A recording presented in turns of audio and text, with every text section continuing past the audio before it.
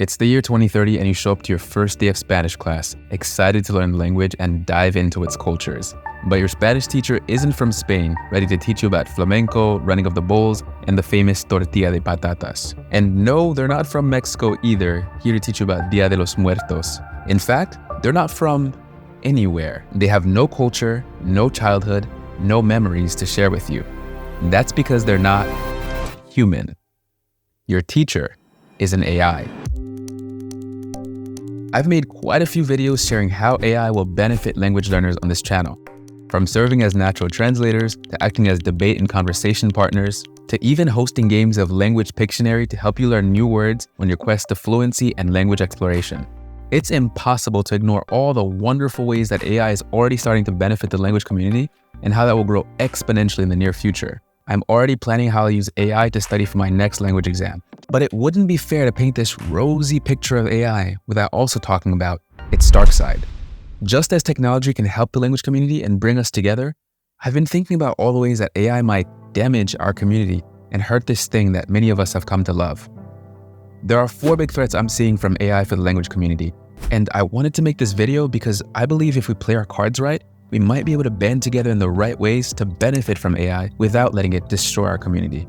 The first of these threats is one we've likely all experienced. If you've tried using ChatGPT or Bing, Bard, or other AI to practice languages, you've likely noticed that the AI has confidently given you wrong answers on several occasions. This is known as hallucination, and it happens because these language models are built to generate based on patterns and associations learned from data. So if the data they've seen has contradictions or incorrect information, the model's responses might too. To put it simply, not everything on the internet is true, and AI that trains on internet data risks spitting false information back to us. But this is not an impossible problem to solve. Someone could just train a language model on data that's as factually correct as possible. You could feed a model correct grammar, vocabulary, and cultural information, and the AI's responses would get better as its training source does. Sort of put good in, get good out. But incorrect information is just the beginning. If we look one level deeper, we'll see where the dangers really start. Just consider how you learned your first foreign language. If you didn't speak it growing up, you likely learned it by, at some point, working with a language teacher. This might have been in a classroom, or maybe you went abroad on an immersion program, or you logged onto the web and spoke to a few teachers from italki or other language tutor platforms. Regardless of where you were, your language journey likely crossed paths with someone that dedicates their time and energy to teaching their language, culture, and love of words to people all over the world. When I was prepping for the C2 exam, my Spanish teacher from Mexico, Leti, became one of my favorite people in the world, and I'm pretty sure I spent more time talking to Leti than to my own family. And I bet most language students can easily tell you the names of some of their favorite language teachers. I worry that AI is putting all of that at risk. That the bonds and bridges we used to form with each other and each other's cultures when we learn languages will crumble and leave us isolated.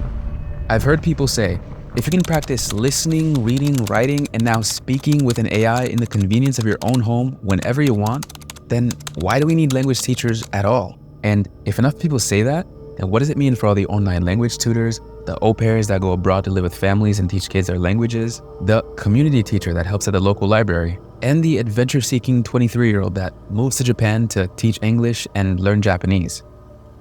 Will all of these experiences no longer be a possibility? Will the gift of being a language teacher cease to exist? AI might help us learn faster, but what will it take away from us in the process? I'm somewhat of an optimist. I think that language teachers are the backbone of our community. And we've gone to them to learn languages, yes, but I think we've stayed with them because they taught us their cultures, shared their memories and personalities, and connected with us. So I think that AI will be a great practice tool for language learners, and in some cases, yes, more effective than language teachers. But as new AI platforms and tools come out, I think it'll be important for us to integrate these to work with language teachers instead of as a replacement to the educators we've come to cherish. As someone who considered becoming a language teacher myself, I do hope we make that choice. But my worries deepen even more when I consider this. What if it's not just how we learn languages and who we learn with that changes? What if we stop learning languages altogether? A consistent comment in my AI videos has been, if AI is so good and fast at translating, then why bother learn languages at all? And if you're a practical person, that might start to make sense to you very soon. Sure, today you might argue that having a phone is an impractical barrier and that it's too slow to wait for translators when you're in a live conversation, and so there's still a reason to learn languages today. But we all know how technology and innovation works. It's not impossible to imagine having some earpiece that translates all languages to your own instantaneously. That seems more like a language model precision and latency challenge that we haven't tackled yet, but can solve. In fact, I'd bet that in the next 5 years, we'll see some company release this technology soon. I'm talking to you, startup founder. I know you're working on it right now. So what happens when you launch this tech to market? Do we just add another 200 or 2,000 to the estimated 400 languages that have gone extinct over the past century? Do we lose the stories and memories and ways of life associated with those languages as well? And do we erase a small part of our shared history as a global community? I'd like to think that even if a tool were to come out today that could instantly translate for us to let us communicate with anyone in the world, that there's a certain joy in the process of learning a language, of putting in the hours, of sucking and then getting better, of being nervous to talk to someone because of your accent and then growing more confident after you say something and they smile and respond. I think all of those human moments, the discipline and the reward, the journey and the growth, almost like a real-life video game, they contribute to this rich love that we feel when we learn a language well. And I think that even if we can get by without learning languages, many of us will still choose to do so because languages, beyond practical communication, are about the journey and connecting to a shared culture with other people. But the fear that haunts me the most is, what if AI becomes better at being human than humans? It sounds silly, but I came back home after a long day from work one time, and I fired up an AI language chat app that I'm working on and jokingly said, "Hey, I had a really tough day at work today." And the AI actually did a great job at making me feel better. Everyone has tough days at work sometimes. It's important to remember that it's just one day and that tomorrow is a new one. You can always start fresh and try again. In the meantime, take some time for yourself to relax and de-stress. You deserve it. I usually call a good friend of mine and have a soul-to-soul brother check-in when life gets heavy. But in that instance, I felt like I was already taken care of and didn't need to talk to my friend. And what had resolved my situation was a robot. So what if AI that can always be cheerful and energized and positive and draw on billions of data points to say just the right thing to you gets us to stop interacting with each other because we're flawed sometimes. And sometimes we're not cheerful nor positive. In that world, it becomes an always on, always positive robot versus a mostly positive, sometimes off day human. Will we choose the flawed human over the perfect AI?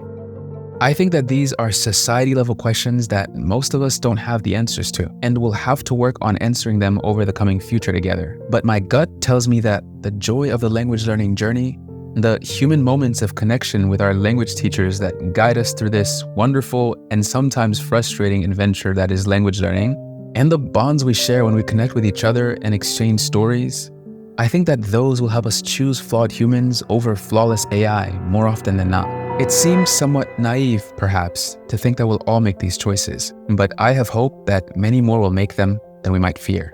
So this video is an open dialogue with the community.